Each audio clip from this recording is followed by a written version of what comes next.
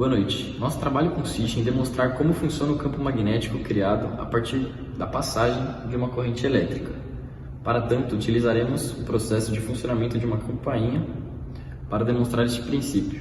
Para que fosse possível explicarmos isso, construímos a campainha a partir de materiais bem simples, entre eles suporte de madeira, pregos, parafuso metálico, uma argoela, porca, o botão liga e desliga, fio paralelo e o fio de cobre 31N.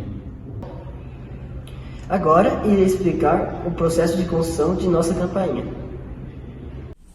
Para construir a campainha, utilizamos este suporte de madeira para fixar a campainha, pregos para fazer ligação entre a rede elétrica e a bobina, fio paralelo para fazer ligação à rede elétrica, fio de cobre 31N para fazer a bobina, um parafuso metálico para construir o núcleo da bobina e transformar esse conjunto bobina mais núcleo em um eletroímã, quando a corrente passa por ela, e argoelas e porcas para delimitarem o tamanho da bobina. Adicionamos também um botão liga e desliga para deixar mais prático o acionamento da campainha. Para fazer o eletroímã, enrolamos o fio de cobre 31N em torno do parafuso metálico, com auxílio de uma parafusadeira. Não é possível dizer exatamente o número de espiras utilizadas na bobina, pois enrolamos este fio por mais de 35 minutos e as espiras não têm o mesmo raio, pois fizemos várias camadas.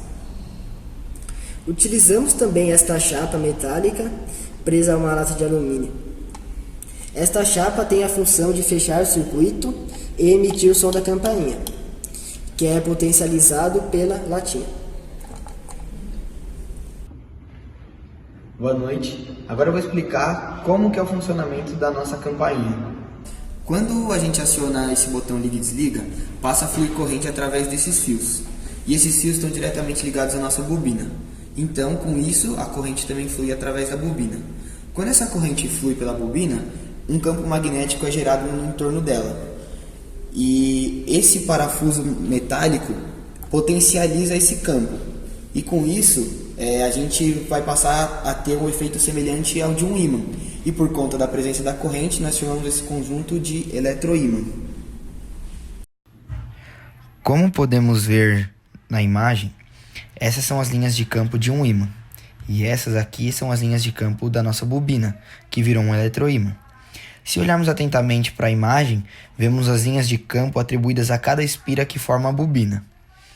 Assim, nós também vemos que as linhas de campo da parte de cima têm sentido contrário das linhas de campo da parte de baixo da nossa bobina.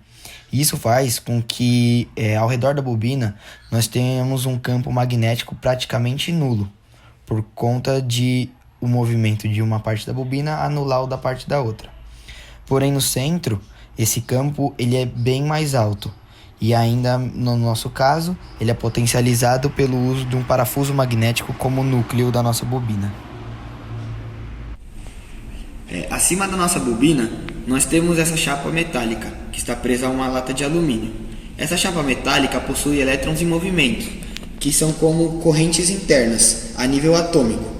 E essas correntes funcionam como pequenos ímãs. Essas correntes elas estão orientadas em diversos sentidos, de forma que a corrente de um pedaço anule a corrente da outra, fazendo com que ele fique estável.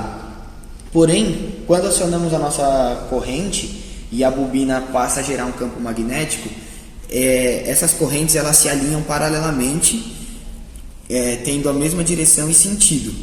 Com isso, essa chapa metálica vira um ímã. E aí, quando nós acionamos a nossa bobina, a chapa metálica é atraída por ela, e quando essa ponta encosta com o parafuso, nós temos o som da campainha que passa a ser emitido assim.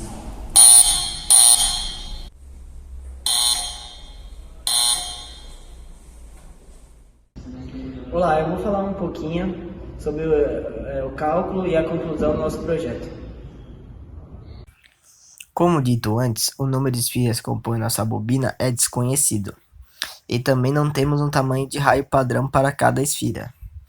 Portanto, não é possível calcular o campo magnético por meio de teorias. Porém, podemos chegar ao número de esferas que nossa bobina teria caso tivéssemos um raio regular para todas elas. Com o auxílio do sensor de campo magnético, verificamos que o campo gerado pela nossa bobina é de 0,01 Tesla. Portanto, pela lei de Ampère, temos integral de campo vezes dl igual a μ0 vezes n vezes i, sendo o campo magnético constante e dl o espaço percorrido pelo campo na bobina. Temos campo vezes altura igual a μ0 vezes n vezes i, sendo altura igual a 4 centímetros, n igual a número de esferas e igual a corrente elétrica. Temos n igual a campo vezes altura dividido por μ0 vezes corrente. Para a corrente elétrica, temos U igual a R vezes I, sendo U a tensão fornecida pela rede elétrica e R a resistência da bobina. Temos U igual a 120 volts, R igual a 122 ohms, tendo ambas sido medidas com auxílio de um multímetro. Assim, I igual a 120 dividido por 122, corrente igual a aproximadamente 1 ampere. Assim, para o número de esferas, temos N igual a 0,01 vezes 0,04 dividido por 4π vezes 10 a menos 7 vezes 1. Assim, descobrimos o número de esferas necessários. N igual a 318 esferas.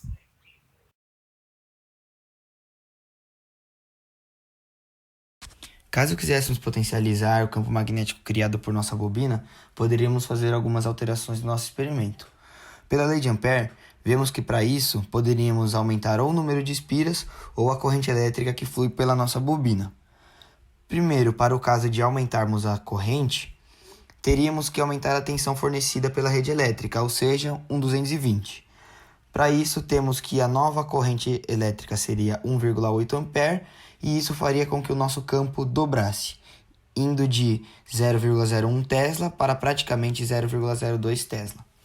Caso tentássemos aumentar o número de espiras, segundo a lei de Ohm, vemos que esse não seria o melhor método, pois ao aumentarmos o número de espiras, aumentamos o comprimento de fio gasto. Com isso, aumentamos a resistência. Em nosso caso, não é interessante aumentar a resistência, pois nesse caso, a corrente diminuiria. Para complemento dos nossos cálculos, podemos calcular pela segunda lei de Ohm o comprimento do fio usado pela nossa bobina. Para isso, temos que a segunda lei de Ohm é R igual a ρ vezes L sobre A, sendo R a resistência, ρ a resistividade elétrica do fio, L o comprimento de fio utilizado e A a área da seção do fio.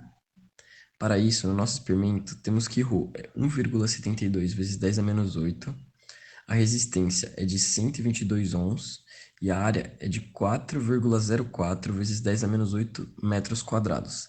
Portanto, temos que o comprimento de fio gasto pela nossa bobina é de 284,2 metros.